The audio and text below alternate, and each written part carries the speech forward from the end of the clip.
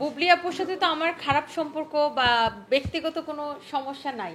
এখন এইটা হচ্ছে আমি আমাদের মার্কেটে হচ্ছে উনি তো শপিং আসে না, তো গৌতম সাহা দাদার সাথে উনি এসেছিলেন আমাদের পাশে একটা শোরুমে। সো আমি তখন আমার শোরুমের সামনেই ছিলাম। সো ওখানে হচ্ছে যে ওনার ওনার সাথে আমার দেখা, তো উনি আমাকে দেখে কথা বলছে, আমি ওনাকে দেখে কথা বলছি। এটাই তো নর্মাল নর্মাল আন্তরিকতা, ভদ্রতা, এটা তো ভদ্রতা।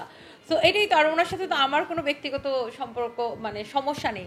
সো অপুদি আমাকে বোন ডাকে এবং অপুদির সাথে আমার ভালো সম্পর্ক দেখে ওনার সাথে দেখা হলে আমি কথা বলবো না, ব্যাপারটা তো এরকম কিছু না। বান্ডেল থাকলে প্রতি সেনমানিতে টাকা বাঁচবে।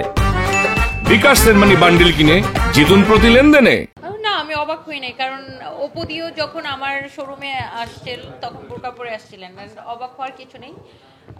আরেকটা হচ্ছে বিষয় হচ্ছে যে আপনার এখন কিছু মানুষ এটাকে নিয়ে এত রিউমার ছড়াচ্ছে। সো আমি কালকে বলতেছিলাম যে আচ্ছা ঠিক আছে, আপনারা তো ভিউ ব্যবসার জন্য অনেক কিছু বলেন, তাহলে আমি বুবলি আপু আমার কাছে আসছিল, কারণ উনি বলতেছিল যে বুবলি আপু আর অপু বিশ্বাস মিলে শাকিব খানকে সামলাইতে পারতেছে না, আমাকে লাগবে।